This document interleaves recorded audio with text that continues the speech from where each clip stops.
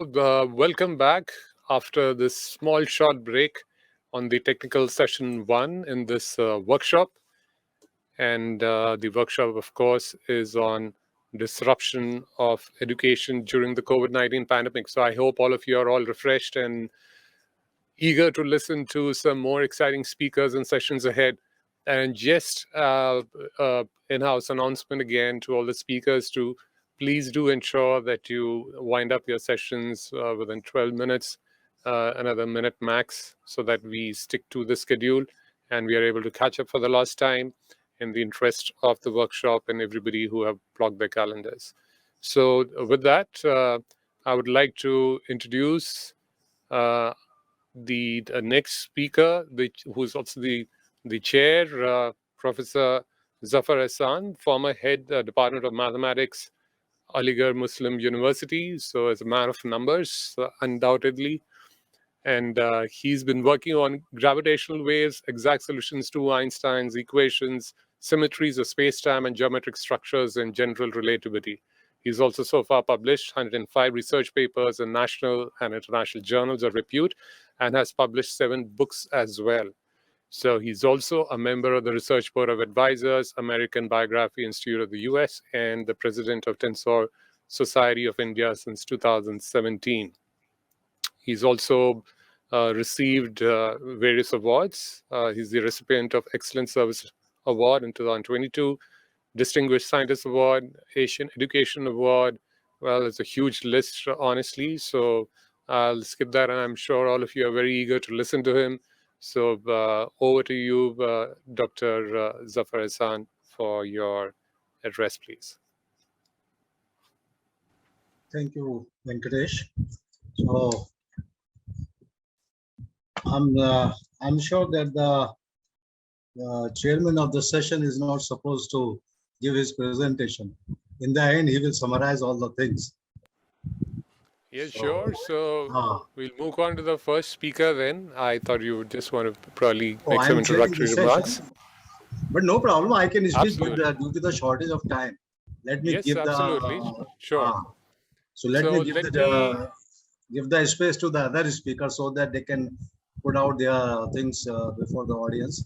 Noted. So I'll invite the first speaker, Dr. Kazim Naqvi, who is the Officiating Director, FTK Center for Information Technology, Jamia Millia Islamia. And I've also known him personally. It's been a pleasure knowing him for so many years at Jamia as well. And he's been instrumental in implementing the several critical ICT projects in the universities, including the development of the university ERP system at Jamia and campus-wide network of more than 8,000 nodes. And good to see you after quite a while. And over to you, Dr. Kazim, for your address, please. Yeah, thank you. Am I audible? Oh, yes, you're loud and clear. Yeah. Okay, thank you, Venkatesh. Before I begin, I must thank Professor Zaheer Khan and Zaheer Science Foundation for inviting me here in this program.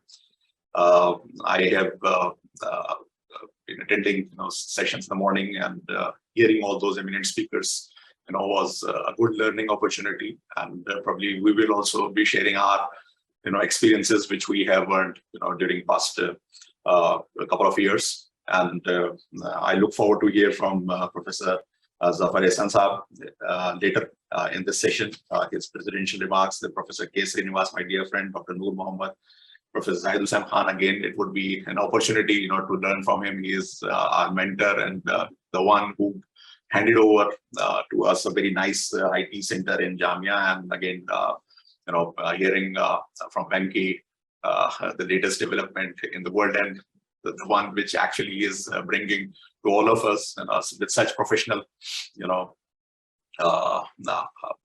visibility is something which we cherish, and we always look forward from virtual studio all the time, and especially Venkatesh. So because the time is limited, I would straight away now jump into my presentation. I'm sharing my screen.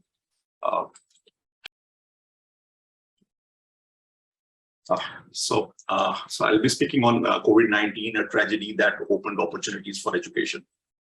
Before I begin, I must, remember all those who have left us during past 2 years because of this tragic, pandemic. Many of our friends in the university, we lost them. But again, we consider it, a learning process, right?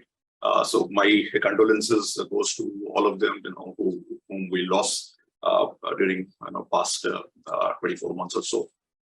So we remember, the chaos with which it started, right? Especially in education sector. Students were confused, faculty were confused, administration was not sure how to take it forward, right?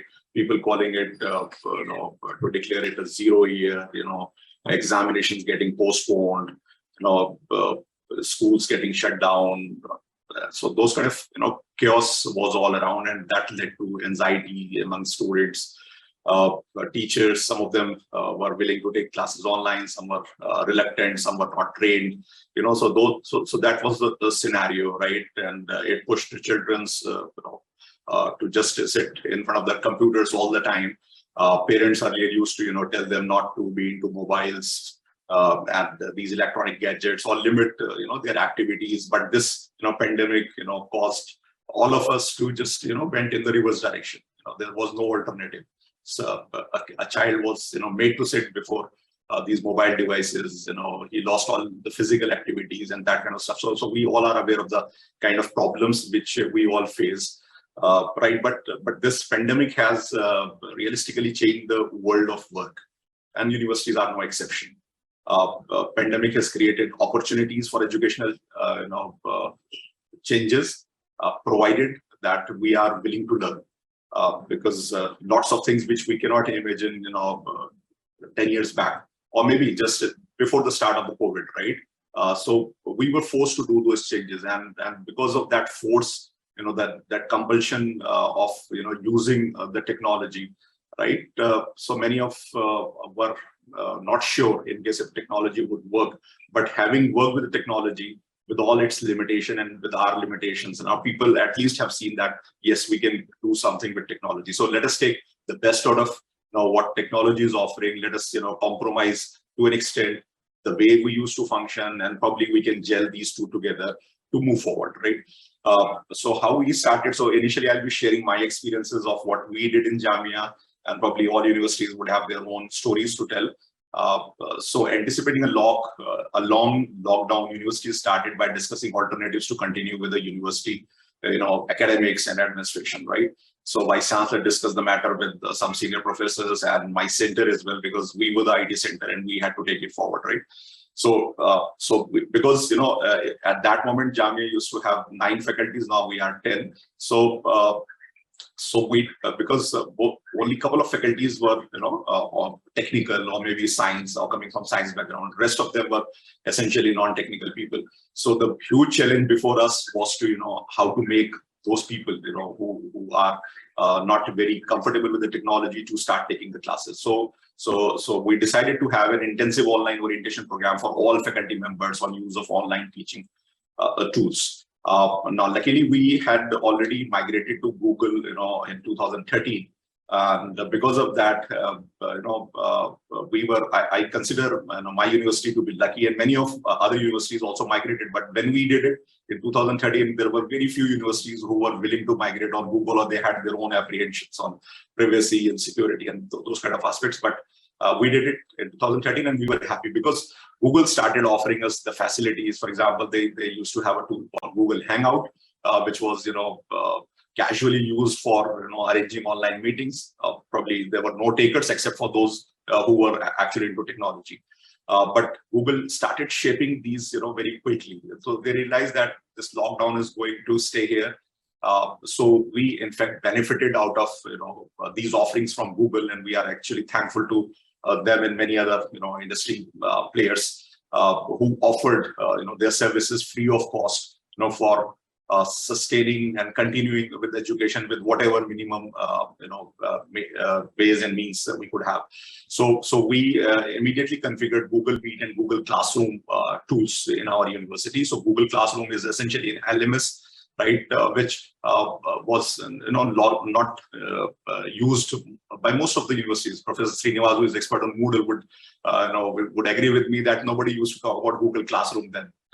Moodle was something, of Blackboard or Currykey. So those kind of tools, which people were pushing, but because of the simplicity and its integration, with built-in Google email mechanism, so it was the easiest, move forward for all of us. So we started by, giving 2 days orientation program, and we trained about 750 faculty members in Jamia. Now, the difficult part of this training was that the tool which we were going to, share with the faculty members was the one using which they were supposed to join and use. So that was an initial problem, right? Because they were not familiar with how to, come on and join Meet, how to use camera, how to use microphone, and not, unless and until these things are ready. So they were not ready for the meeting. So we had to do training sessions just to help them individually on how to join and how to, attend. So we, during these 2 days, we used to cover Google Meet, we used to cover Google Classroom, Jamboard, the remote access to GMI's libraries and other OERs which were available.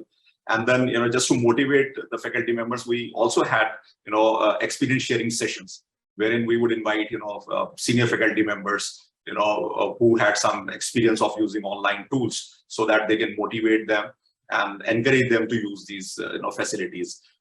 We also, arranged similar orientation programs for all junior research fellows, senior research fellows, and postdoctoral fellows, and we trained about 400 of them as well, using the same thing and almost on the same tool, so they can also contribute to the teaching.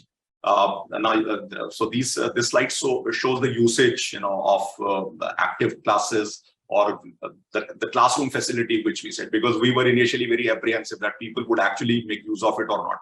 So many of them were on WhatsApp, just passing on, the messages to students.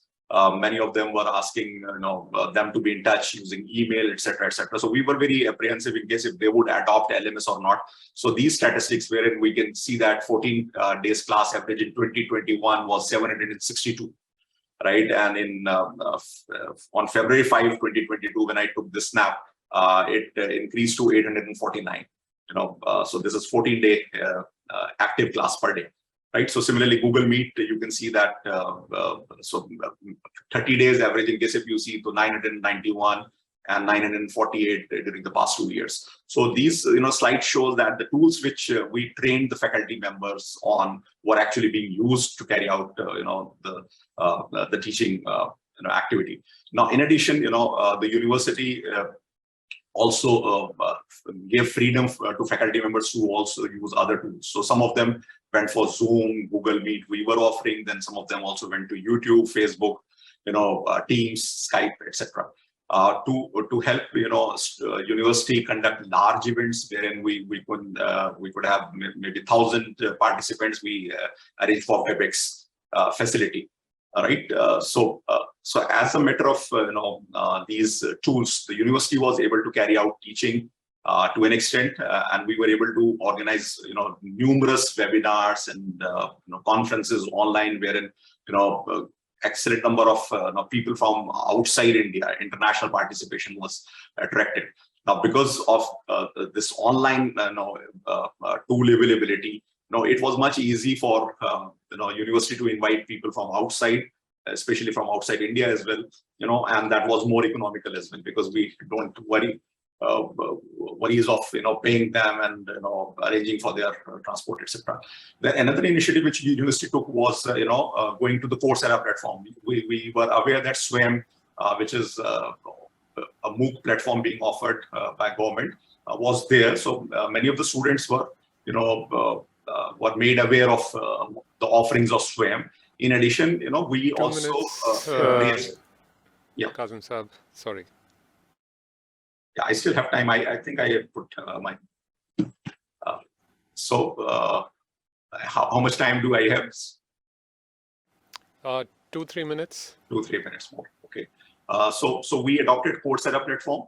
You can see that statistic shows that we had around 22,329 enrollments. And this was the period when Coursera was being offered free of cost to the students. So we tried to make best use of it. And about 1,850 of them earned certificates from Coursera, almost spending 21,000. hours of learning. So these are statistics of Coursera. I'm skipping it now again, just to show the impact of online program. And this is the quantitative aspect of it. You can see the kind of growth, which we had on our infrastructure, right? So drive storage, for example, in 2022, 2021 increased by almost 100%. And in the next year, following year, it went beyond the 100%, 114.26%. So you can see that quantitatively, we are able to say that, yes, because of COVID, resources were being used and they were being, utilized extensively. The qualitative aspects can be debated. So what went online? We had classes, we had labs, we had online examinations for MPhil and PhD students, online examinations, online selection committees. So in the yellow part, which probably because of lack of time, I won't be able to delve into much. These are the difficulties which we faced, right? For example, initially when we began with Google Meet, there was lots of issues of Google people intruding into the classes, disturbing them. So sometimes deliberately, sometimes just for fun. Then teaching methodology was, one thing which was a challenge, because teaching, face-to-face and teaching in online mode is altogether a different ball game. And though we can train people on using tool, but enabling them to change the methodology also require efforts, which probably we could not do to the extent. Then digital divide was also a major issue. Many of the students reported that they had no coverage, in their respective villages or maybe the small towns. They were not having devices, etc., etc. Probably you are aware of it. Then while doing experiments online, so we found that limited labs, virtual labs were available. We cannot do, for example, chemistry experiment, and we can tell that pungent smelling is now coming out of this chemical reaction. So what is that pungent smell? So that part could not be explained in virtual labs, right? So online selection committees, online examination. So setting up of question paper was a huge challenge, because open book examination, was adopted by Delhi University and many other universities as well. Jamia too adopted it. So, but setting quality questions paper which suits the requirements as on date is a huge challenge, because open book examination traditionally was limited to face-to-face examination, in which student was allowed to take a couple of books or 3-4 books with him and then answer question based on those 3 books. Now the challenge today was that it is no more open book, it was open internet examination, right? So setting up a question paper which student cannot Google and find straight answers was a very difficult thing, right? And then proctoring. So the problem here which we experienced was that proctoring tools were available, but all of them were commercial. So very limited resources are available in open source domain. So you have to spend a good amount of money to have a good proctoring tool. So efforts need to be on, in procuring, in developing online proctoring system, probably in open source domain. Now, again, some of the technical challenges were, at that moment, we adopted Cisco WebEx, as I showed you in my previous slide. The technology also evolved during these 2 years. One of the buildings was to be inaugurated by a Minister of Education, and my Vice Chancellor asked me to play a Shehnai, right, on that online platform. So when we played Shehnai online, so the voice was such disturbing that Shehnai was a big issue for us, because Minister was on the other side. So the platform was not optimized for taking this multimedia, right, which I can hear perfectly on my system to the other side. So those were the technological challenges which we faced, and but technology also allowed us to perform cultural activities, co-curricular activities online. Eid Milan programs, Mushaira, International Yoga Day, etc. were also organized. Now, where we could not adopt technology was association elections. We developed a complete platform for online elections, but there was resistance, right? So we cannot implement it despite that technology. There was resistance from some quarters of the faculty that it is not suitable for us. Then file and DAC, that remained physical, right? And the reason we could not implement it was non-availability of digital signatures. And in that era, we noticed increased forged notices online, WhatsApp, email. People would just draft a notice, copy paste signature of the registrar and send something. Right, so because of that, it remained manual to a large extent. What expenditure we made? So my university made minimal expenditure. I would say not more than 6 lakhs on on creating basic resources. We used open source tool. As I said, Google was free for us. We did not pay a penny to Google. Thanks to Professor Zaheer Khan and his guidance that we adopted it in 2013. It remains free of cost for us during this COVID period as well. We used, OBS Studio, for example, for online streaming, for editing. We had OpenShot. You have commercial software, but so as I talked about, the problems faced by the students. So this slide is just telling you the kind of internet facility we have in rural areas. Again, because of lack of time, I'm not delving into it. In 2019, this bar chart shows internet penetration in India. So in 2019, it was around 15%. In 2020, it dipped to around 45%. So there was 5%, a decrease in the number of internet connections in India. And that 5% perhaps is explained because of loss of employment and that sort of stuff, right? So even today, in 2021, we had around 47%, households connected to internet. So obviously this remains a big challenge for, for education, to be imparted perfectly through online medium. Then in Sarv Shiksha, Samagra Shiksha Abhiyan, the government is in to put up smart classroom facilities. So these are the statistics. You can see that the state of Rajasthan is having 5,509 smart classrooms, and at least 6 have no classroom, still set up, right? So this infrastructure is still to be built. I'm skipping this slide. This slide just talks about that Google, in 21 set up a survey, called Economist Impact, to study, the challenges and opportunities for future. So as per survey, over 75% of respondents believe that hybrid and flexible work will be standard practice. So we also expect that some hybrid model would evolve with the university as well. So what do we expect now? So creating technology profile of learners. So this again was a challenge when we started with the COVID exercise. We had no idea absolutely, from which background the student is coming and what areas they are having. So it is important that when students are admitted, we create some kind of technological profile for them as well, right? So for example, do they have access to internet at home? How many devices do they have access to? So in case, if God forbid, such pandemic strikes again, so we are at least having some idea on how to support these students. Then flexible curriculum and the policies are required.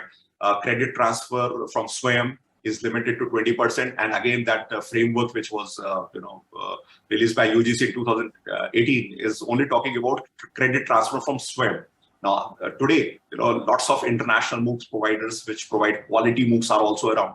So what about in case if somebody is doing some EDX course or somebody is doing some Coursera course? So would we accept the credits? Many private universities have already done it. So probably in our system, we need to be flexible to accommodate these things as well. We need to allow students to go out and adopt as many as MOOC courses. Right now, the limit is 20%. The infrastructure building for supporting hybrid environments, right? So this in fact would see that in future we would be having engagement of international reviewers for PhD thesis, MPhil thesis. People in earlier era they were reluctant, or probably because of the cost issues. We were reluctant to invite international reviewers to review the thesis. But somebody now sitting in US can easily read the thesis and can conduct the viva. Then experts attending the meeting online with physical presence of local participants. 5G deployment at national level has also started, so we need to just keep a tab on it. Then access devices for students and faculty. We need to ensure this. Adoption of flipped class model. So as I said that teaching methodology remained an issue. So we need to implement things such as learning management system seriously into the university setup. So all teachers put in their contents there. Students first go through those contents, and then the classroom period is only utilized for discussion. So that kind of thing is still to happen. Examination reforms, open book examinations, proctored examination tools are required. Handling power and network disruption during those examinations is again a big problem, right? So we set up an examination and suddenly the other side is either deliberately putting off the connection or the connection is actually genuinely lost. So what to do in such circumstances during an examination? Then capacity building, effective use of contemporary teaching learning tools. So they would always be evolving. Then cyber hygiene and cyber security, Professor Moni was also referring to it. So faculty members also need to be trained on cyber hygiene, if not on cyber security, and setting up of appropriate question papers for online and open book examinations. Innovative use of modern technology. So again, as I said, that technology needs to be optimized for suiting the hybrid needs. So many of the things which we mundanely do, can be now shifted to software. For example, software bots can be developed, for supporting onboarding, admission activities of the universities. IBM provided a famous example of a teaching assistant chatbot named Jill Watson. So, so what this bot was doing, so they were calling students, right? So there were many teaching assistants, and there was a group of students. So those, assistants were calling students, asking them to submit the assignment on time or telling them that something is getting due. So one of these assistants was a chatbot actually. So it was not a human, a robot working in the background, calling the students all the time, and asking them whatever it was supposed to. So after this experiment was over, students were asked to give the feedback about the teaching assistants, and this chatbot stood out because of the punctuality, because of the sincerity. It never missed any time, while humans may have this tendency. So so the purpose of this slide is just to let you think that some of the mundane tasks can be delegated to technology, which is much better than us in carrying out these kind of activities. Then dissidents of Siri and Alexa. So this slide is about artificial intelligence and the developments, right? So we see Siri or Alexa in our homes. So I imagine that someday, when a parent takes his child or her child to a school, that school would also hand over a Alexa or a Siri to the parent. Just take it back, and that device could do wonders with that child. It could monitor the activities of the child, so and tell what is the optimum time for the child to work, when is he or she more active. Right, so those kind of things can be just, so this would be a breach into privacy, but it could be interesting in case if we think about what these kind of assistants can do in case if we enable them with appropriate sensors. So privacy is going to be a huge problem, but it also opens up lots of opportunities for it. Then the teaching contents also needs to use these kind of, I have just put up a picture of my office and my colleague standing, right, and a shark. Right, so this shark actually is a video, right, which I have superimposed in this office, right, and this shark can move around. I can hear the sound as well. So this is augmented reality. So augmented reality in teaching lessons can make our lessons more attractive, more my readers would be more attracted, and they would have a retention of focus in the classroom. Then computational intelligence in form of Wolfram, for example, computational intelligence is developing, right? So there are many things, many platforms being developed, which are surpassing students, surpassing humans, the way we do our work. For example, I myself did masters in mathematics, and Professor Zafar is sitting here. So Wolfram Alpha, sir, is a tool. I do not know in case if you have seen it. But I feel that in case if I am told how to solve a differential equation, right, it becomes absolutely absurd for me to solve that differential equation myself in case if this tool is available. So my job as a teacher now is to tell my students how to evolve that differential equation. And once you have differential equation, just leave it to that tool. It would find out whatever roots you are interested in, and that I'll just show you in case if Venkatesh permits me or Professor Ahsan permits me to just run through an example. So technologies like artificial intelligence, machine learning, blockchains. I'm just finding. Just like last slide. So technologies like artificial intelligence, machine learning, blockchains, they would evolve, and they would find their applications and the things which we do on daily basis. All right. So with this, because of lack of time, I have just rushed through my presentation. I wanted to show you something, but anyway, just this is a shark in my room, sir.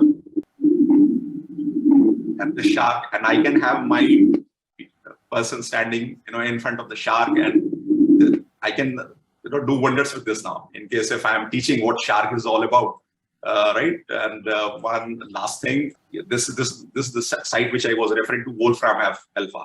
So, Professor Zafar Ahsan is from differential. He has differential equations interest. So this is a sample differential equations. If you have written a differential equation, you just click on this equal to button, and you have, this complete.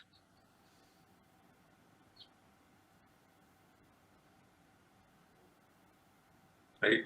So I don't need to, remember how to solve these equations. So my now focus should be on, how to, come up with this differential equation for a problem.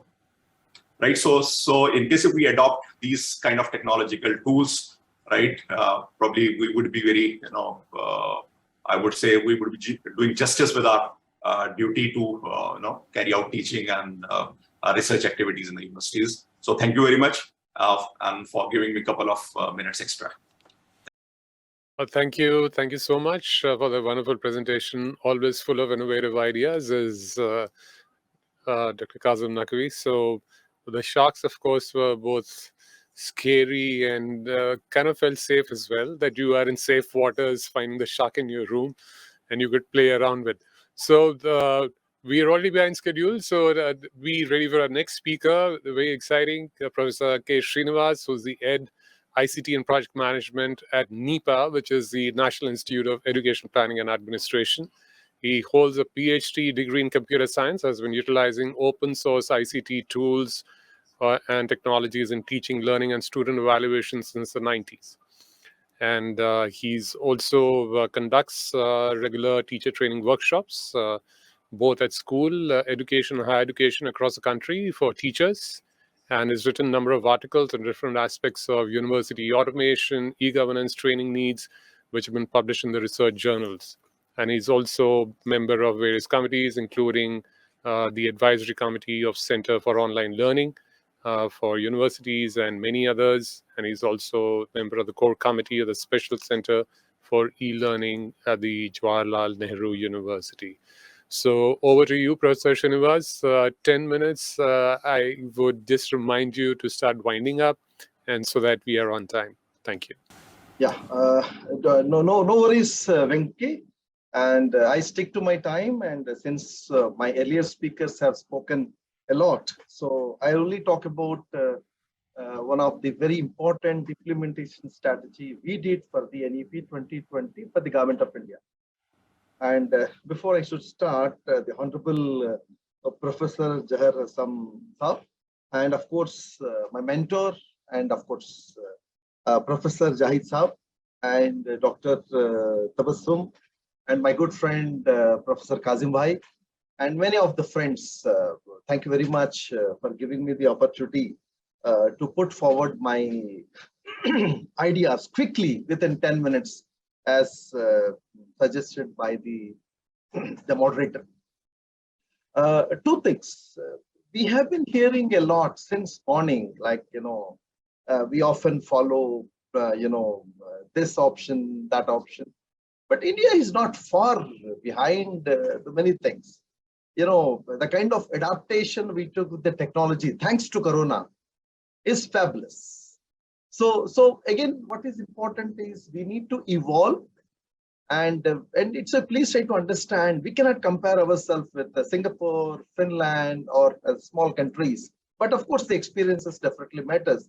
We have 135 crore population having wide variety of issues, challenges, and concerns.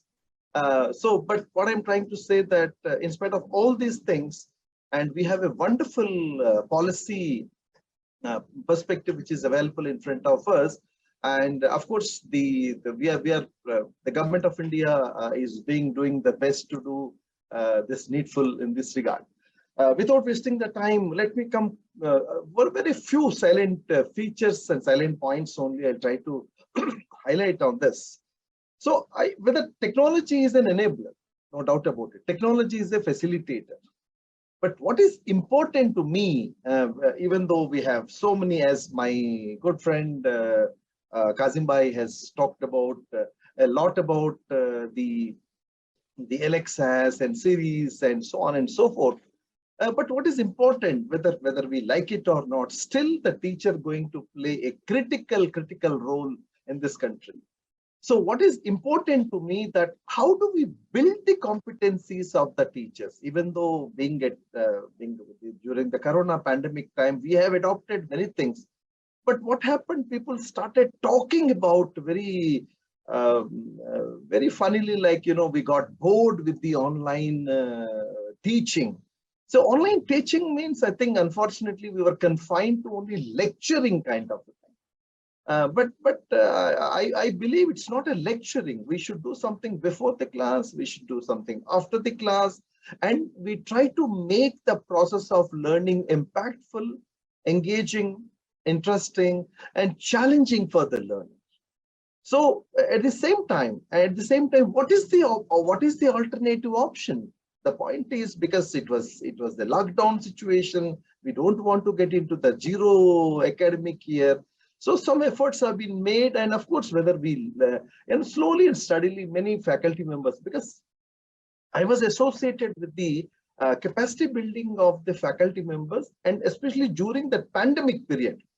And almost more than I had an opportunity to interact and conduct a outcome-based, hands-on based training programs to around 65 to 70,000 faculty members across India. And why I'm saying it's a hands-on basis, outcome based, because for every group, even though the workshop is of 4 days to 6 days, an extended hand-holding support of 30 days is being provided to the faculty members so that they could able to implement and come out of that inhibitions to do that. Similarly, we did a similar exercise in NIEPA, and of course, thanks to the guidance of the Honorable Vice Chancellor and a wonderful small faculty of the members in NIEPA, we could able to successfully move towards that. But what is important here is, because we were conventional classroom-based teachers, and we moved to the technology-enabled teaching learning process. Initially, we started mimicking the class.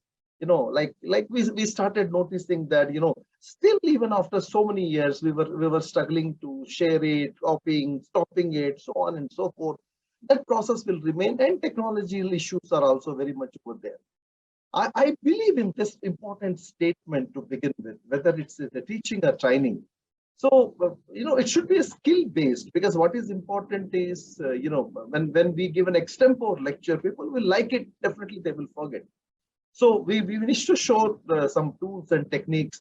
But what is more important to me, that how do you involve the people? So I used to give a small project work for them, and every participant or every student was expected to submit the project work with a valid proof of screenshots. So that what happened, this particular method definitely helped them. And, after the workshop is over, and, I wish to place on record, and, almost I was part of around 1,500 WhatsApp groups and around 750 Telegram groups. Even these groups are very active. But few things were not allowed, that good mornings, good evenings, birthdays, and other days. We were only 3 things, like learning, unlearning, and relearning. So what is important to me as a national level trainer is to support the faculty members, engage them and encourage them, so that they should take and have a chance to interact with sciences, to the social sciences, humanities, engineering, medical. And so what is important is adopting this technological enabled teaching learning process is more important. And there is a big concern about the technology across India. And I must tell you one thing, and I have been, conducting this kind of workshops in one of the New Zealand university and Australian universities. Of course, many things remains the same, but the only thing is other aspects, they were good. So this is one of the interesting item. I should say that technology will not replace the great teacher, but technology in the hands of great teachers can be transformational. So I think we need to prove, we want to see that how best this could be done in this regard as such.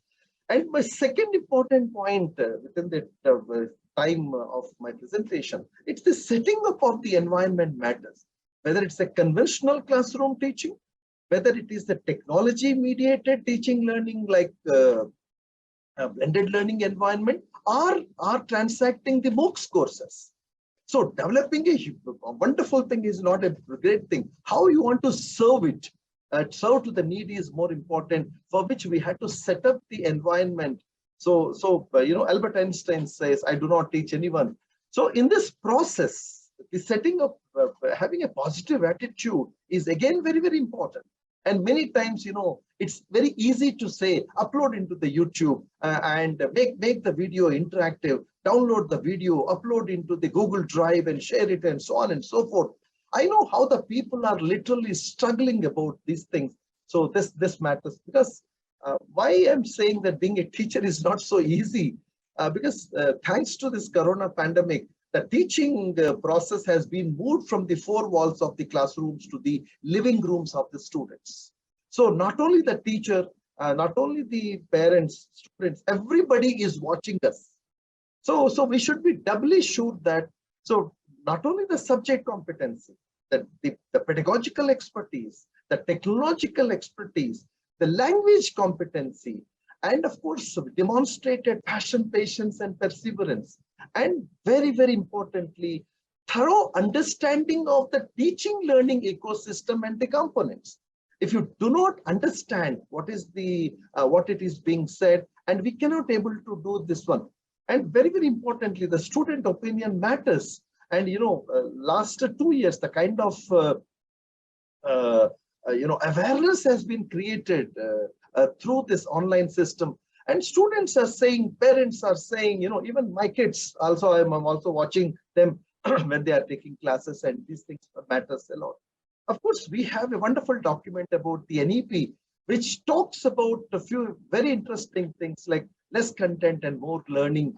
And I think we need to encourage the students as far as the pedagogical things are concerned.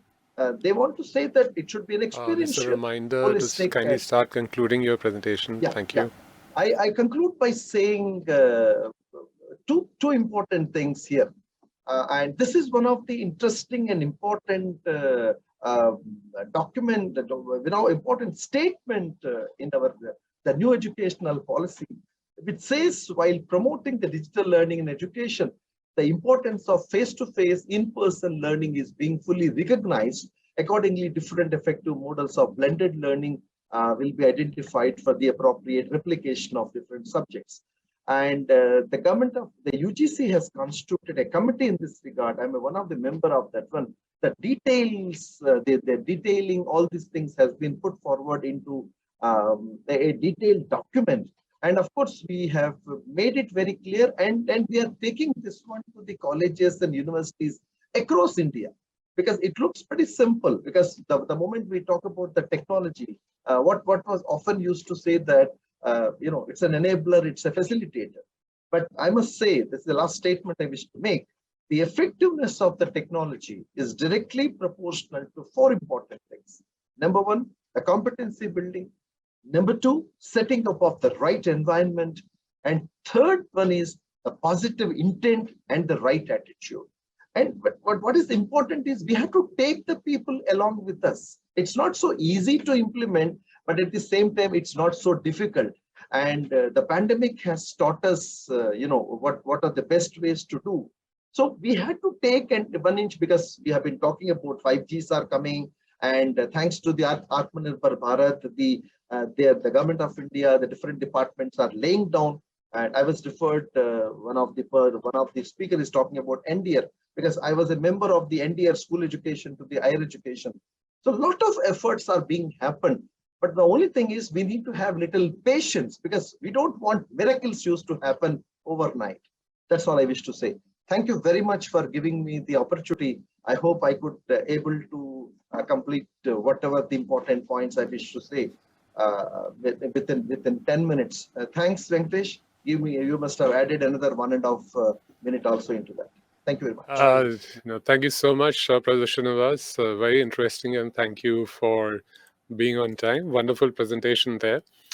And next up, I would like to invite Dr. Noor Mohammad, who is the founder trustee of Buniyaad Trust, which works in rural areas of the eastern Uttar Pradesh, known for lagging in social indicators. He's, of course, a member of the Indian Administrative Service, retired now, and has served in the province of Uttar Pradesh and Government of India on important positions of governance, and especially in the education sector in Uttar Pradesh, where he was the district officer, special secretary, medical education, and secretary, basic education. And through his various initiatives, including the supervisory role in the implementation of programs such as Operation Blackboard, empowerment of teachers through training and personal development, he's also contributed as the Director of State Institution of Education Technology, where he ensured production of a series of quality education television programs for telecast on Doordarshan. So welcome, Dr. Noor Mohammad, and over to you for your presentation. I will give you a reminder at 10 minutes. Sorry about that, but there you go. Director Venkatesh for this introduction. I'll straight away come to the presentation. In fact, with this gathering of eminent people. Thank you. So thank you very much for this introduction. In fact, I'm among the very eminent people in this field.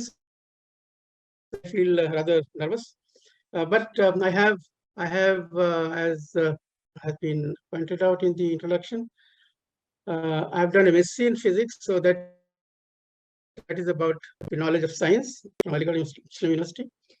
And then, of course, I was basic education secretary. Then I did, I was director of State Institute of Education.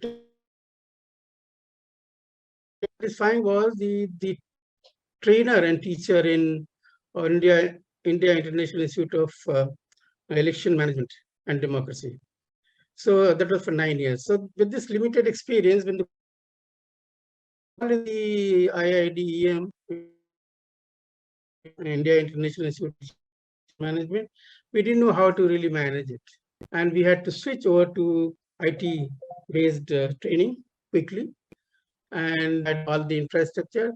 Our trainees also had all the infrastructure available to receive the training, because they were almost government employees from election commission employees from 105 election commissions of the world. And they had all the. We are talking about schools.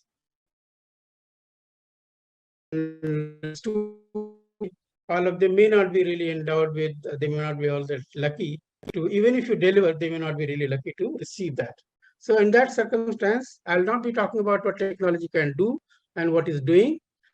Rather, I'll be talking about how the technology is working on the field, how it is disseminated, how it is taken to the actual user on the ground.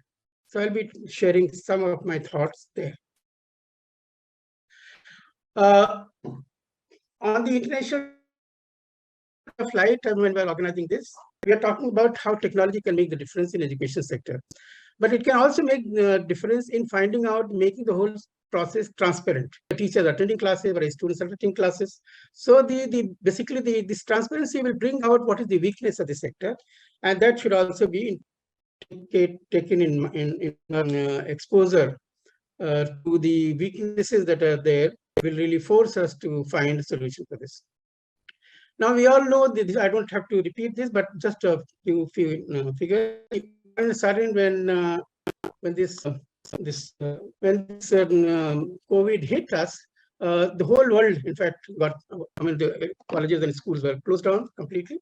And as you see, in just a month's time, from 138 countries to 194 countries were locked down, and very large number of students really were out of school. The figure reported is 1.58 billion by April 2020. The situation is improving now, but there is a now to think whether and what has been the good experience and what has been the bad experience, what is the learning and how it can be improved. And I think on that we should be talking a little more. Now, there are in developed countries where all the facilities are available. You might see that apparently the classes were run quite effectively, but there are some people are very happy, some were not. Like this particular lady, Christina, she's saying being at home and not in person made it more difficult to manage my schoolwork and my personal life, which I brought a lot of stress and anxiety. So this is one experience that students, even if the facilities were there to our classes, there also they had issues, they had anxiety, they didn't know how to pass time. And actually one of the speakers said the body language, basically that teaches a lot of things, which was missing from IT sector, IT enabled education. Here is a lady who was very happy. She said it's the convenience of being able to wake up and log into class as one of the surprising things in virtual learning. But then at the end, she also says that what this meant, sitting online for 12 hours a day was basically taxing for her. So students are also having different and mixed reactions, but still some concerns still remain for those, even for those who are happy and satisfied with the new system. Some teachers also are very happy, but they also have some regrets. They say that they can talk to a large number of people, but still they are not able to interact with people, and that. Now coming to India, we all know how situations changed in India. Initially, in the first about 12 days, the economy was completely brought to estimates say that $1 billion per day was lost in the first 21 days. About 10 million people lost their jobs, and in the second phase, 7+ million people lost their job. Why I'm mentioning this? Because the job losses basically constrain their kids to really get acquire the devices that they can address, because many of them they don't have money to buy new equipments. Then schools and colleges are shut down, and estimated that 321 million students were left out of these schools. And then online teaching started. But its success depended heavily on the infrastructure available. There were some open schools and universities, they had some infrastructure. There were private institutions which were of two types. One was they were already running some smart classes. For them, it's much less deviation, much less disruption, and they were able to switch to the new system much easier. The second category of the private schools were money. So even if they didn't have their learning management system, they didn't have smart classes, they could quickly switch over to online learning. And then the government institutions, of course, the government institution, most of them have been constrained badly. And madrasa education, which is also an institution of learning, but these is completely hampered because they were not techno-savvy, and they have not been able to really switch to the new demands.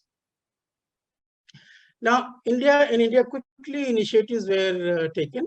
These quick initiatives meant that UGC immediately shoot out a letter for online, advising people to use online systems.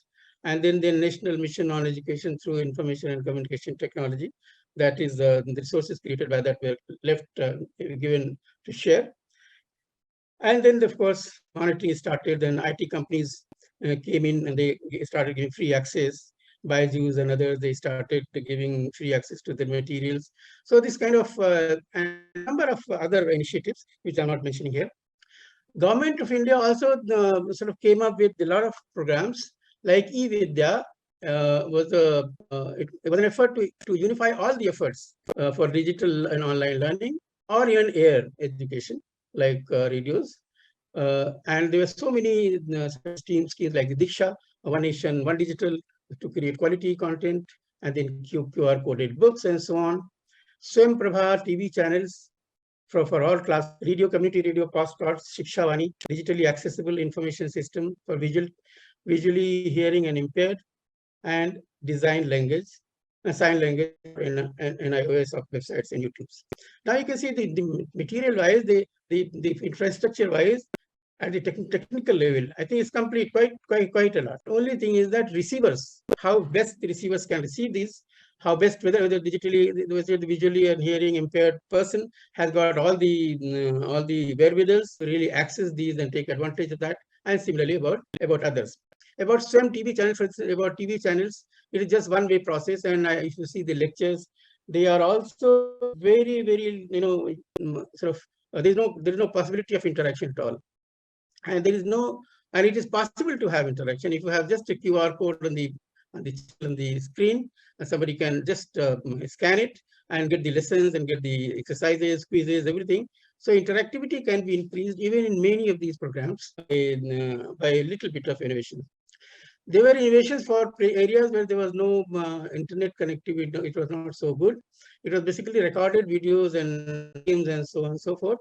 And that basically, at the end, if you see a smart classroom, they were part of this system. So here I find that there were so many institutions which are delivering smart classes. Material has been created, like an IIT, HCL, then Educom, then even Khan Academy. All these, then your NOS data material is available, e-content available. All these contents are available for online access. Now, for the most of the content is available for online access, but these contents are available if you can give CDs or pen drives in which all these materials are loaded, or even tablets where all these are pre-downloaded. I think that can go a long way. So all these programs which have been created, they have been created, but they have to be taken to the ground level. At the ground level, situation is not so good. I personally have felt a number of children, particularly girl children, their parents are busy with their mobiles. They don't just give their smartphones to children. Girls, particularly, they're at a different advantage. And as individual, one can give one or two or a few tablets to people. It has to be a reminder program. to Like start when you have concluding your session. Thank you. Okay. Let me quickly do that. So, so basically, these are the issues which have already been mentioned. That what is the problem? What are the issues at the level? What is the interactivity was missing, and how the lessons can be made more interactive. Then the infrastructure at different levels. With infrastructure with the schools, with learning management systems are missing, resources for hiring platforms. So for all these, I'm not, but my point, we have to have some system of finding resources for these activities. So I'll leave this part. This is detailed. There are so many government schemes already. District Education Revitalization Program, Right to Education, and Sarv Shiksha Abhiyan, Beti Padhao, and so on and so forth. In all these, technology can be used to make delivery better and more efficient. It should not be only teacher dependent. It should be actually basic knowledge can come from the recorded materials. Teacher can add over that. So teacher's burden will also be reduced. And at least for teachers who are not really trained, at least some knowledge will go to the learner. There are so many institutions which did, like Tata Trust has done some exercise, and they've been able to make some difference in some states like Assam and West Bengal. Similarly, CRY, they have initiative.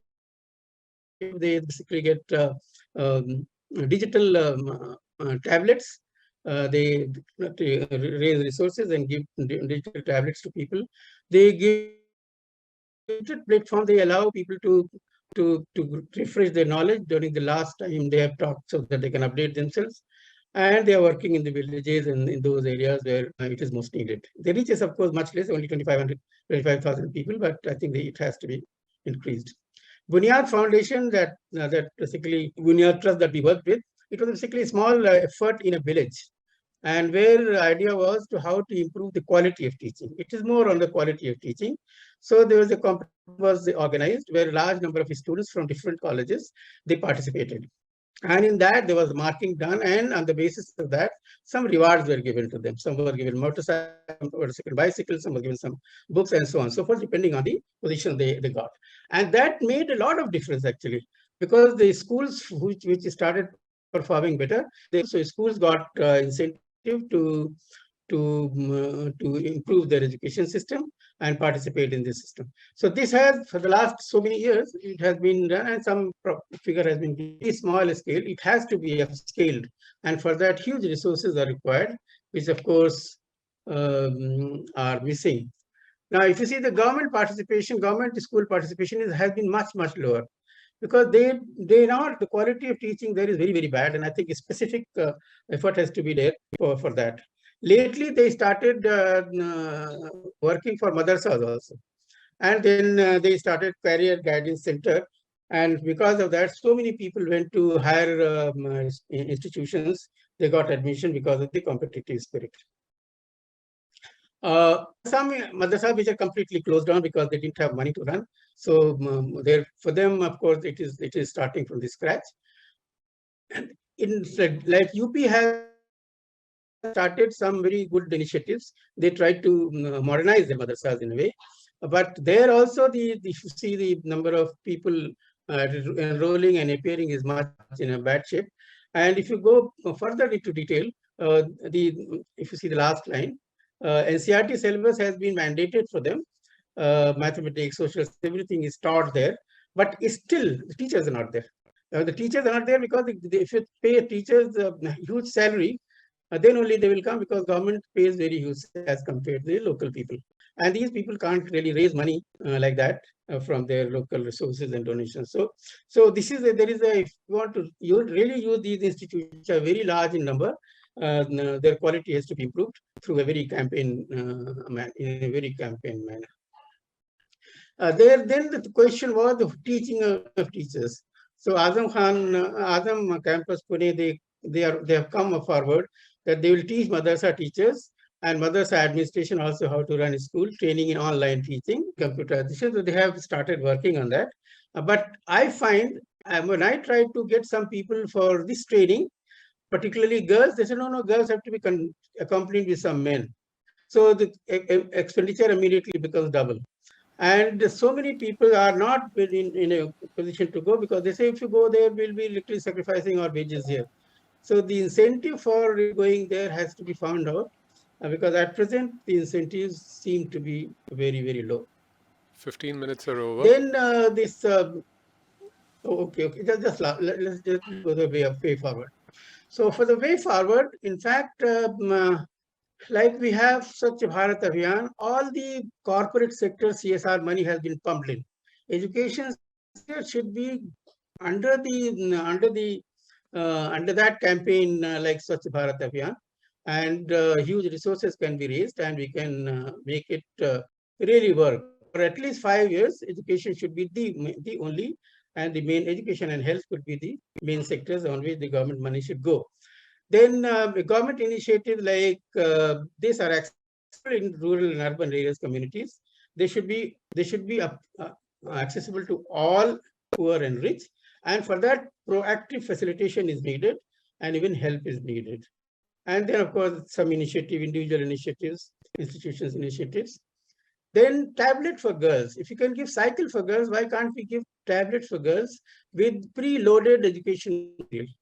So at least they can work at home. And girls, when they become about 15, 16 years of age, in the villages particularly, they are not sent to schools.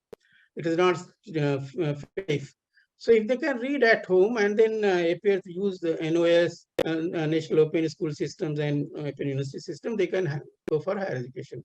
Interactive coaching, e-content, exercises, assignments, these are missing in most cases. Blended learning missing in most cases. I mean, this can be done in the post-COVID case, of course. Madrasa I talked about. Then this is something for areas where there is no internet available at all, but some machines are there where people can go and do have some quality teaching. And for that matter, recorded materials can be given. And these are NIT, HCL Education, Educom, Khan Academy.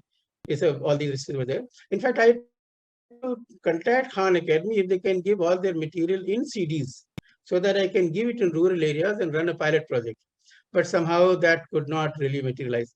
So the thing is that the need for rethinking, and whatever we have to have created at the conceptual level, technology level, that has to be transferred to the villages, which is more important, and where we are really lacking very badly.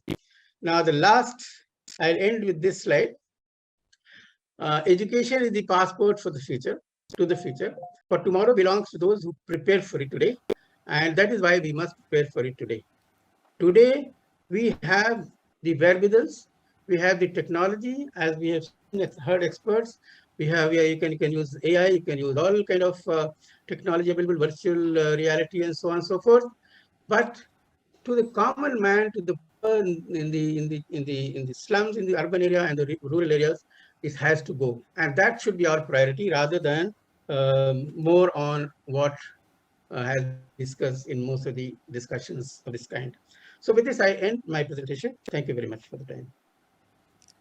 Thank you so much, Dr. Noor, for the wonderful presentation. And I surely am turning out to be the bad person here, trying to hurry up everybody, but that's in the best interest of time for everybody who's logged in, and we can ensure that all the speakers and audience too, you're not able to benefit the most. So next, I would like to invite once again Dr. Zaid Khan and Dr. Tabassum Jamal to kindly share their address and presentation. Okay, good afternoon to everyone. Now, the topic of my discussion talk today is disruption of education during COVID-19 pandemic and its challenges. It is almost the same lecture which I delivered in February on the invitation of Professor Moni, and that was quite long. So some part of that I have retained in this lecture. So I'll be talking, I think contents of the presentation are United Nations Sustainable Development Goals, lockdown of schools due to COVID-19 pandemic, moving from classroom teaching to online learning, the future of online learning, COVID-19 impacts on learning, and conclusion. So quality education is the fourth in the list of the sustainable goals of the United Nations. And in fact, light is connected to almost all these sustainable goals. And that is the reason why, if you see the logo of International Day of Light, all the 17 colors are shown in the logo. Education is a human right. The right to education is enshrined in the 26th of the Universal Declaration of Human Rights. The declaration calls for free and compulsory elementary education. The Convention on Rights of Child, adopted in 1989, goes further to stipulate that countries shall make higher education accessible to all. Education is key to sustainable development. When it adopted the 2030 Agenda for Sustainable Development in September 2015, international community recognized that education is essential for the success of all of its 17 goals. And Sustainable Development Goal 4 in particular aims to ensure inclusive and equitable quality education and promote lifelong learning opportunities for all by 2030. But due to COVID-19 pandemic, there has been lag in the achievement of that, and I think many countries would not be able to meet the 2030 goal, Sustainable Development Goal. Now, lockdown of closure of schools started in mid-February, which started basically in China, and because it is said that COVID started in Wuhan, and China, in fact, closed its school in mid-February 2020, and UNESCO has been right from beginning looking after how to has been monitoring how the various countries have been locked down and how education has been affected. And they made an online visual timeline chart on the basis of which we can find on which date how many countries were locked down and how many countries were, not locked down, and how many schools or school students or maybe university and college students were being affected. On 23 March 2020, it is one of the important days because you see that picture, I will show you the picture. School closed in 138 countries due to lockdown, affecting 1.38 billion school children, college and university students. And it is, I think, based upon that, on 25th of March 2020, India was also locked down. On 13 April, you see, 13 April 2020 is the date when maximum number of countries were locked down and 1.58 billion learners affected. Here, these are the charts for that. And this is the chart, visualize evolution chart time, on the basis of which every day can be, one can find out how many universities and colleges and schools were affected. So this is the date on which the entire almost 1.57 billion students were affected throughout India, not India, throughout the world. Now, longest school closures of the pandemic, India comes third in the number, followed by Uganda and Bolivia. Now, from classroom teaching to online learning, that was the time when you see Chinese government started for the first time using online platforms for 250 billion full-time students, and 730,000 students attended schools through recent K-12 online schools. This was the largest online learning movement in the history of education. At the same time, see, Xi'an University using ThinkTalk ZJU converted 5,000 courses in the online mode within 2 weeks. At the same time, in a number of countries in Australia, Europe, North America, many universities started online learning. Now, China was the first, and I say that, see, there is a Urdu couplet, "Tumine dard diya hai, tumi dawa dena." You have given me the pain, and you have to cure it. So, China had, in fact, this COVID started from China, and they had to give the medicine also for that. The beginning. The COVID pandemic disrupts education in India, and Indian initiatives have been already told to you earlier. Baiju is the most popular e-learning tool in India. At that time, this was the chart that we found from Statista. Swayam, a Digital India initiative, it is, all this is started under the National Mission of Education through ICT initially, and after that, since 2014 onwards, 2015 onwards, this Swayam platform was started, and MOOC being developed under this project. And a number of universities are now using MOOC courses. NKN and National Knowledge Network and National Optical Fiber Network project. These are two very important projects of the government of India. NKN started with the outlay of 5,990 crores to be implemented by National Informatics Center over a period of 10 years. So far, NKN has connected 1653 institutions. All the universities under this scheme get 1 Gbps internet connectivity. The other is National Optical Fiber Network project, the cost of which is 20,000 crores. And the purpose is to connect all the 250,000 gram panchayats in the country for broadband connectivity. And project is likely to be completed in the next 2 years. So I think this is the very important step that the government has been taking for the last 8 years or 10 years.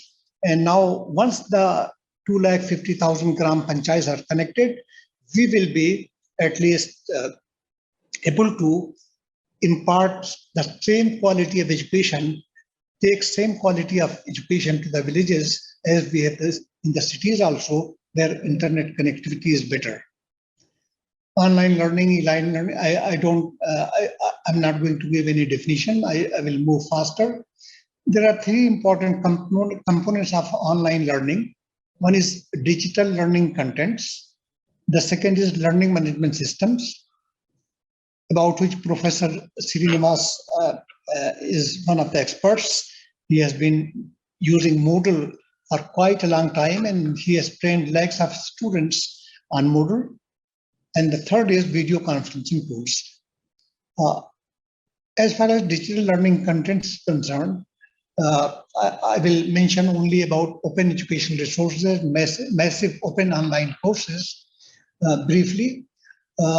And I will not go into details of this, but you see, the first of all, it is about 22 years back that MIT started OpenCourseware, and that was the initiator of this. And I mean, more than 100 PhDs,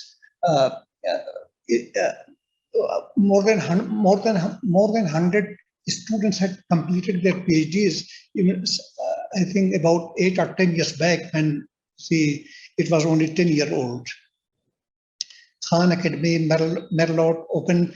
It is one of the very small, smart project, I say, of the Rice University, where one can find a number of books in different fields free of cost. One can download, and their aim is to provide free textbook to 10 million students. And there are large number of authors of a single book.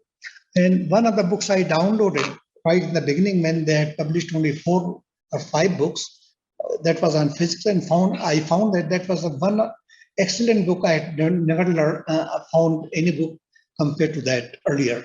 It is very good. I mean, anyone can now download free books. The other important initiative I find very, very interesting is PHET interactive simulations that was started by physics Nobel laureate or Wieman at the University of Colorado Boulder. The entire Nobel Prize money he spent in developing these interactive simulations. 159 interactive simulation for teaching and learning, mathematics and different science subjects are now available. 97 language translations are available of these, you see, simulations, and 3075 teachers submitted lessons are available, you see, under this PHET interactive simulation. So it is something like that. You can see that in the lab itself, you can do some experiment on the computer, and you can have interactive experiments based on this. I have given you some very brief data about MOOC related data: Allison, Udemy, Coursera, edX, SWAM. So you see, the first 4 are of, I can say that, are of international level. SWAM I have included at the 5th number because of the number of learners is very, very large. So these 5, from my point of view, are maybe considered as, very important MOOC courses throughout the MOOC platform throughout the world. In the Allison, you can see they are offering 3,500 plus courses. Udemy is offering 175,000 plus courses. Coursera 4,000 plus, edX 3,000 plus, and SWAM 2,200 plus. And you can see the learners number is quite large. Now, then I come to learning management system. I would not speak about it more because that will be time consuming, but I'm mentioning here some of the important learning management system like Blackboard Learn, Schoology, D2L Brightspace, Moodle, Camilo, OpenEDX, Canvas, Sakai. These are only some of the important elements. There are many more. And after that, I come to video conferencing tools. And in fact, while choosing video conferencing tools, some basic information I've given in this table. Now, these are the important ones. Only apart from that, you can have you can find many more video conferencing tools: Skype Meet now, Google Meet, Cisco WebEx, Zoom, Microsoft Teams. So these are very popular, which are being used nowadays by universities and colleges and many business organizations. A comparison of video conferencing tools I have given here: Cisco WebEx, 300 million daily number of users; Microsoft Teams, 75 million daily number of active users are there; video conferencing tool Zoom, daily number of participants is 300 million; Google Meet, 100 million. So these are the data which I had taken about, I think, 6 months back. Request you to kindly start concluding. Thank you. Okay. And Zoom is moving very fast. We are, you see, you can see from the diagram that Microsoft Teams also during the pandemic improved a lot. In the future of online learning, I can estimate on the basis of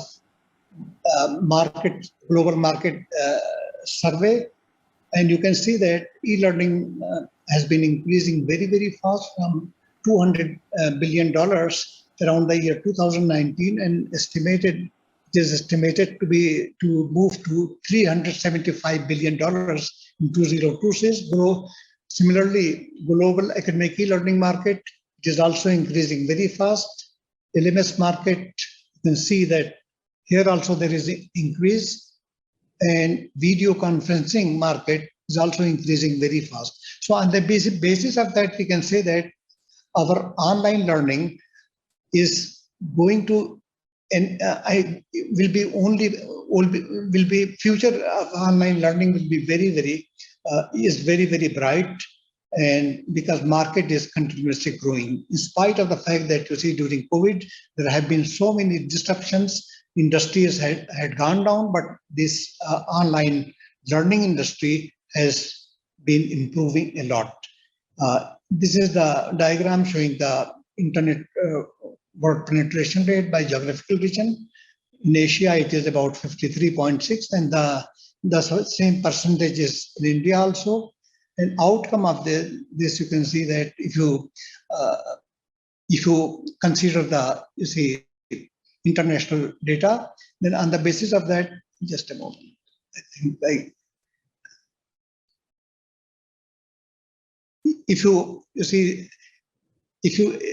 there was a survey taken by in Europe, America, and those developed countries, and on the basis of that survey, it was found that most of the people, most of the students and faculty members, they prefer online learning as compared to face-to-face learning. The situation will not be the same in the developing countries because here internet connectivity is poor, and also they don't have proper infrastructure, ICT infrastructure also. COVID-19 impact on learning, there are a number of documents showing, what has been the effect of this. At least, according to UNICEF, at least 463 million children worldwide were unable to access remote learning during COVID-19 school closures. According to United Nations and UNESCO, approximately half of the world's population, some 3.6 billion, still lack an internet connection. This means that at least 463 million, or nearly 1/3 of the students around the globe, cannot access remote learning.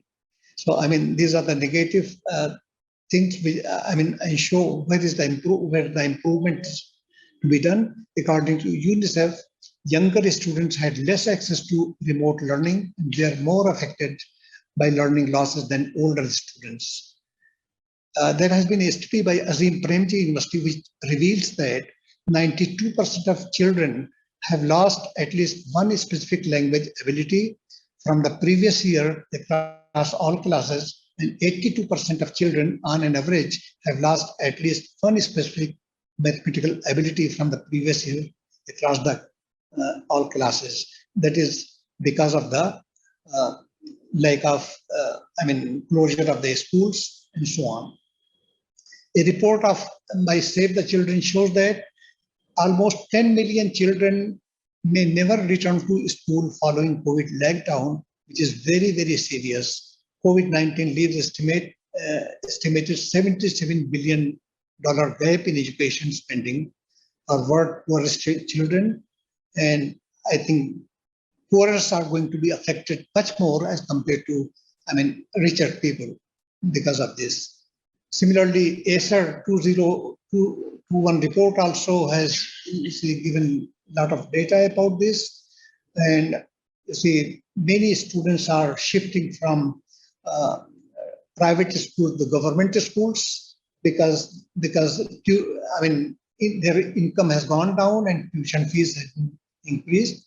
Now there has been a stark digital divide because of this, because you see those who can afford to have internet connectivity, they can use online learning. Otherwise, those who don't have, they are just sitting idle, especially in the rural areas. You can see that it is more apparent.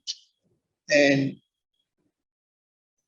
so I can say that, you see, in the sense that COVID-19 has resulted in the, you see, this digital divide, and that digital divide has to be, somehow compensated by certain means. Some recent statistical data information related to e-learning I'm going to present here. How spending on e-learning and professional training varies, and we are very fortunate that India is spending, in these countries, India is spending a lot of money in e-learning and professional training, and it is in fact on the top in the world right now. It is the data taken on August 19 of this year. Now, English-speaking countries dominate online universities. Online universities are, you see, their number is increasing, and those, you can see English-speaking countries, they are going to dominate in this. And one negative thing that I'm going to share with you is that Zoom's revenue growth is running out of steam now. It has gone down substantially because when COVID was there in 21 and in 2021, you can see that 369% they had, you see, revenue growth, and which has gone down to much lower value I think in 2022, and that is something which is very disturbing because this means that people are, you see, just shifting to face-to-face learning more as compared to online learning. Companies are, of course, not making any change. They are still on online training, online meetings, and so on. But educational institutions, I think, they are not using online learning when the COVID has gone. So this is something which is very serious, but more data is still to come. And finally, I conclude this talk by saying that the future of online learning is very bright and picking up fast in developing countries as well. It has now been very well realized by all that educating the vast population, one has to take the help of technology, which is also important for imparting quality education. In future, blended learning appears to be the most promising in teaching and learning. The blended learning will be the right option to minimize educational expenses. And to bridge the digital divide, 3 important suggestions are there. The government may expedite laying down optical fiber connectivity to each village in the mission mode or broadband fast internet connectivity, necessary facility for achieving online learning. Digital skills and learning must be incorporated into educational systems in order to remove the digital divide. And such students from rural areas who join colleges or universities in cities and have developed suitable IT skills may be designated as technology ambassadors during their vacation. When they visit their hometowns, they may train their school children in the villages and neighboring areas for use of technology pertaining to e-learning, e-health, and e-agriculture, and sort out the technical issues faced by them. In turn, such IT ambassadors may be given some credits which may be added to the overall credit earned by them in their respective colleges and universities. And with this, I thank you for the patient hearing. Thank you. Thank you so much, Dr. Zaheer, for that wonderful presentation. And I'm sure the light will continue to shine bright on the future of e-learning, as you rightly said. So all of us are hopeful of that. So the last speaker is me, and unfortunately, I'm the one who's holding you and coming between you and your lunch. But I'll try and keep it short and sweet, bite-sized, as much as possible. I know we are very short on time, so hopefully my math will be right, and I shall conclude with some right on time. Yes. So, okay,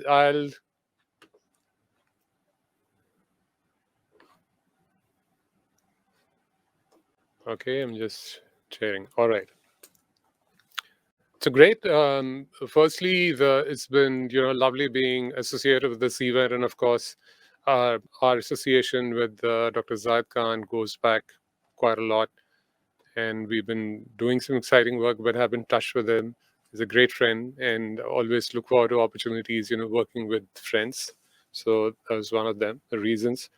And just to give you a quick overview of what Virtual Studio is all about and what we do. We are an online media solutions company, and we come essentially, the founding team comes essentially from the broadcast background, being the founding team of TV18 in the early 90s. And our interest drew and grew towards the internet as we knew that was the future, and hence Virtual Studio was incorporated. And we've been associated with some of the largest global events. We've been fortunate enough, right from the papal visit to Bill Clinton's presidential visit in 2000 to all the cricket. In fact, we brought cricket to the world by streaming live on cricinfo.com in 2002. And all the cricket that India has played, including the ICC World Cup 2003 on Wisden, which acquired Cricinfo, which now, of course, has been acquired by ESPN. We've streamed the first ever, the ICC World Cup pre-mid and post-match analysis for ICC in 2007. We've streamed IPL live on IPLT20.com. We've done the T20 World Cup and, for all the presidents and prime ministers of India to all of that. So that's what our core expertise and experience lies in. And that's what we like to bring across the table, helping organizations reach out to the target audience effectively, be it through live webinars like this, or events, or including video conferencing and virtual classrooms and webinar solutions as well. So the differentiator between us and the others, I mean, you can do webinars, using, we've all been talking about practically the whole day about technology and how Zoom and the WebExes and the Teams and the Google Meets of the world have really helped during the pandemic, and everybody's moved online. But then how long can you actually keep staring at those gray boxes with boxy interfaces, and can you actually engage your audience? That's the question, right? The interactivity and engagement. So a lot depends on the presentation, how you visually present your content. And also, of course, apart from that, your content needs to be engaging itself. And then how do you incorporate interactivity within what you're doing online? So that's what we've tried to do right throughout, been kind of ahead of the curve. Been associated with some of the events where we brought in the interactivity to completely, increase the user engagement. So as you see on the screen, we also have our own studios where we can actually use the same scenario. If you're doing a webinar, where I'm speaking from is actually the studio, and what you see on the screen in the presentation also is one of the examples of a 3D virtual set, which could be used to and bring in your participants in a 3D wall, which could add more interactivity, and you can have AR, etc. What Kazim Saab also spoke about into your presentations to drive more engagement and make it a richer experience. So this is what the green screen looks like, and in real time it's keyed out. So I'm actually sitting against the green screen, and the studio, the fluffy clouds, etc. Well, they're outside, but not behind me for sure. So that's exactly what you can do. And of course, it's still to catch up, but then it holds a lot of promise. Is 360 and the VR applications. I believe, again, the infrastructure, everything is what is required to drive the adoption, and really even just the adoption, also engaging content. Ultimately, content is king. You do have the platforms, you do have the connectivity, but then you need to have interesting content to be able to retain the attention of the viewers, which is now shortening by each passing day. I'll skip all of this, interactivity, and jump to some of the screenshots of the events that we've done. And As far as events are concerned, we provide complete end-to-end, workflows and services and solutions around an event. Could be a hybrid event or a complete online virtual event as well, from custom registration pages to payment gateway integrations to hosting it, to even incorporating engagements like live phone-ins and moderated Q&As and contests, etc. Pre-event, during the event, and post-event as well. To just to give you an example, one of the events that we've done so we've done a lot of product launch for automotive and telecom, etc. One of the interesting ones was where we incorporated a contest for the viewers online by keeping it very simple. The idea was to keep something simple and yet ensure that the audience is glued on for as long as possible. So it was a phone launch, and we actually ran a contest where the audience had to print the screen, take a screenshot of when a graphic would appear on the screen, and submit that online. And that would appear at random intervals throughout the product launch, which is typically for about 30 minutes, 35 minutes, right? So 5 to 7 times. That ensured that the audience, and they would win a prize out of the lucky draw. So the audience had to ensure that they were glued on for the entire duration of the event if they were to participate, because the screenshot would appear anytime. Very simple.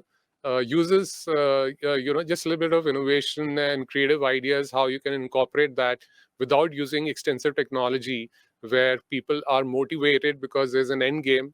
There is some kind of a hook there. So including 3D virtual events as well. What you can see here, we can create complete, there are budgets available. We can provide a complete immersive environment with the replicating the same, especially during the pandemic. We've done that for many of the events, where you could have booths, exhibition booths, you could have people talking behind them.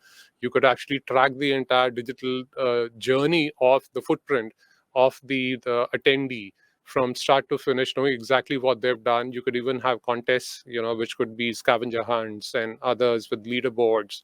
All of that could be done as well. We also, by the way, are the only partners of Adobe in the Greater India region for deploying e-learning platforms, and we've including webinar platforms as well.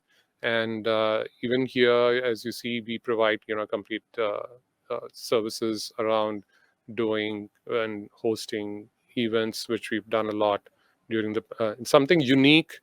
I would just come to this. So we've also had been honored to be associated with some of the largest universities, including IGNU, Jamia, Islamia. We have Manipal in Dubai, Manipal in Malaysia, Topeka in Vietnam, and many other universities. A lot of pharma companies that we've deployed e-learning platforms for all across. And the only thing that the list which was shared by Dr. Zaheer did not include Adobe Connect. Well, I have no stake in Adobe, and I don't get anything for saying this. But I think as far as interactivity is concerned, there are very few solutions which actually help you deploy that or allow you to drive that engagement. At best, you have video conferencing platforms which are good for conducting sessions, but then how do you again drive the engagement? So we have complete solutions for addressing the entire workflow, from creation of content to deployment to tracking of the e-learning initiatives, blended learning, both live and on demand. And we can even check the engagement levels of the entire classroom, because as most of the speakers rightly mentioned, that you lose out on the verbal and the non-verbal cues which are available to the teachers or the trainers in a classroom environment, because the student is sitting right in front of you. How do you do that in a virtual space where you don't know whether the audience is even looking at you, right? So, or paying attention. So we do have certain tools which allow you to track the engagement at an individual level to the overall room level as well, which can help change or modify your content strategy, and you can actually see how effective your content dissemination actually is, whether it is achieving your goals or not, and followed by holistic, detailed reporting as well, which could be captured very easily. Right, so I'll skip this. I think I am kind of running out of time. One very interesting factor is also when we do large-scale events, right? So we can actually ensure that we can reach out to millions of viewers through our unique social amplification services. So we've done that very successfully for many, launch webcast launch events for automobiles, where we could actually deliver more than 3 million views, 30 lakh plus views in under 30 minutes. So we do that by taking the webcast and pragmatically plugging it into high traffic portals where your target audience is likely to be. So under various categories. So you see news portals. So if you are an automotive organization, you could be, your audience would be on news portals, auto portals, and lifestyle portals. So we'll block the inventory. And when the webcast happens, anybody coming to the portal, they would be able to watch the webcast live.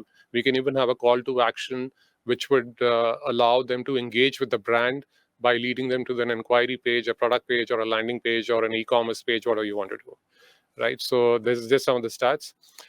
Very quickly, I think I'm getting a reminder, another probably a minute. We also are using our expertise to provide, and actually this is a wellness marketplace that we've launched, which is healthyram.com or healthyram.com, which has nothing to do with the other brand, which you probably see the stores when you are out. And this is everything to do with wellness, and the other brand has nothing to do with wellness. So basically, we are it's the platform which is allowing the wellness experts, could be anybody, could be a brand, could be an individual like a yoga instructor, to engage with their target audience through curated content and commerce. So it's a marriage, you can say, at a kind of Netflix with Amazon, roughly. I know big names, but that's something that you can relate to. Right. So it's our intent to drive. We are trying to promote the ancient Indian wisdom of Ayush. And we have done a lot of wellness events along with the Ministry of Ayush to conferences, and are now this platform would allow any wellness expert to provide their services or solutions. Be it if you are a consultant, you could do a one-on-one consultation, you could run courses on wellness, or you could even sell your products, and we could even do events to promote your brand or products to the wellness community. So the idea is to foster a wellness community to ensure that we have a healthier planet and a healthier everybody.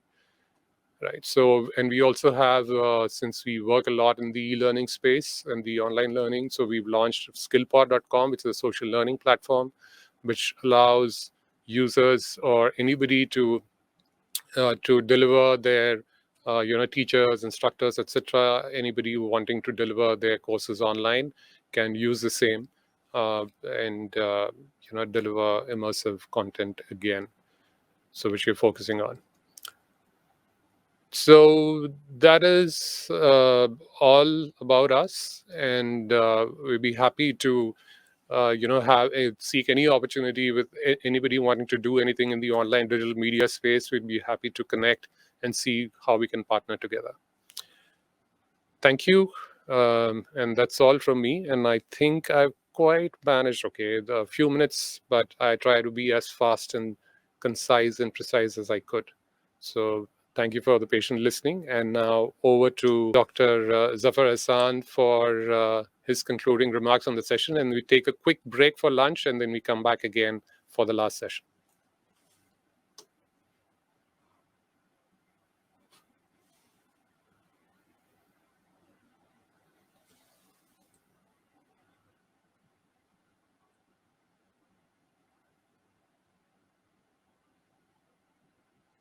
Listening the learned speakers, their views and their suggestions, their discussions. So in this session, there were 5 speakers: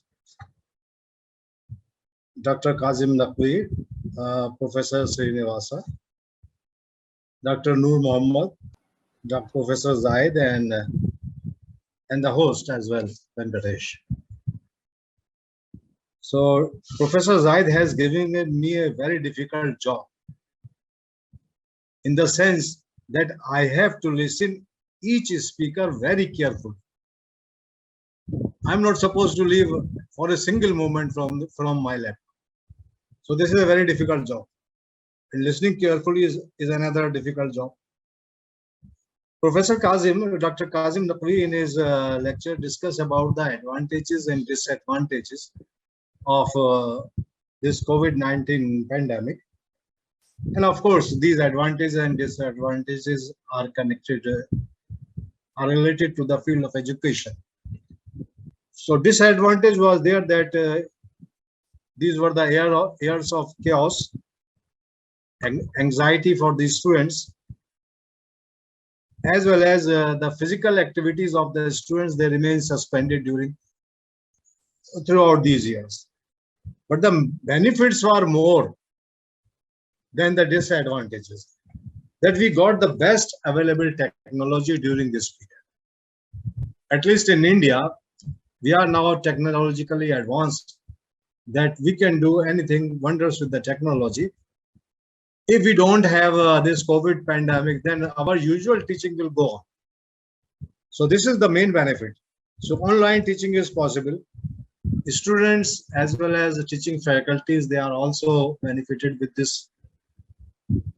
this technology. We were able to hold seminars, symposium, international conferences very easily and very effectively due to this technological advancement in the period of COVID-19. And of course, there were some, he also discussed, Dr. Kazim also discussed about the impact of online program. And he gave a wonderful statistics that how this technology is advantageous to the students, to the faculty member, as well as it has got some negative points. So he gave a very statistical discussion about it. And he also discussed about the future expectation with the modern technology. And I agree with him that if you are, nowadays, there is no need to solve a differential equation. One has to evolve a differential equation. The solution can be obtained with the help of the available software. So at least we are free from doing all such a lengthy and difficult calculation. The main part is now how to evolve a differential equation. For example, that if we are studying the phenomena that how the human behavior is changing with respect to weather or with respect to season, or how the mood of a person is going to change. So whenever a change is coming, rate of change of things are coming, differential equation will come into the picture. So now we have to evolve the right kind of differential equation that will definitely define the phenomena. And no worry about how to solve it, software can do it. And on the other hand, Professor Srinivas, he discussed about that how the classroom teaching can be improved through this technology. You not only have to deliver the lecture, but you have to deliver something extra to the student so that they can realize the benefits of the technology. And he also suggested something that some skill-based knowledge can be given. The knowledge cannot always be knowledge-oriented. And technology, he insisted that the technology that we have, whatever technology we build, it cannot replace the role of a teacher. So role of the teacher is always there. Whether you are using the technology or not, it doesn't matter. So we have to choose the right technology if we want to deliver our ideas. The third speaker was Dr. Noor Mohammad, and he discussed that how the technology make difference in education sector, and he presented he presented that what was the situation before the pandemic and after the pandemic, and what we have lost during the COVID pandemic, and what initiative have to be taken to recover the loss that has been occurred during this pandemic period. So how one can define what India has done that how India has developed online programs. For example, PM E-Vidya, Diksha, Swam Prabhat, TV channel, etc., along with some other facilities. As well as we also discussed that what facility government should provide to the users. Some sort of, because in villages, most of the time net is not available. So what type of technology can be developed so e-learning or online teaching can be done properly. He also gave a review of the work done by his own trust, the Buniyaad Trust, as well as the future plan for this NGO. The condition of madrasas were also discussed by him, that the madrasas are lagging behind in terms of the technology, so how one can provide them the technological innovation and so on. And the fourth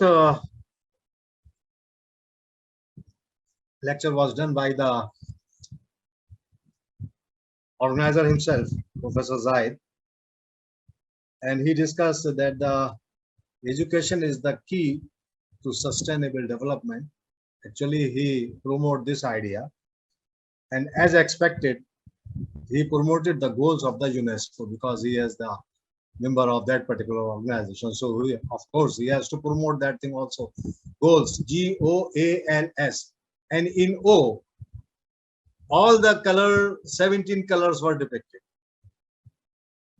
So, statistically, he discussed that what is the impact of lockdown and what happened to the schools that were closed during this pandemic, and what is the Indian government role towards the elevation. It was discussed in large. He discussed in detail.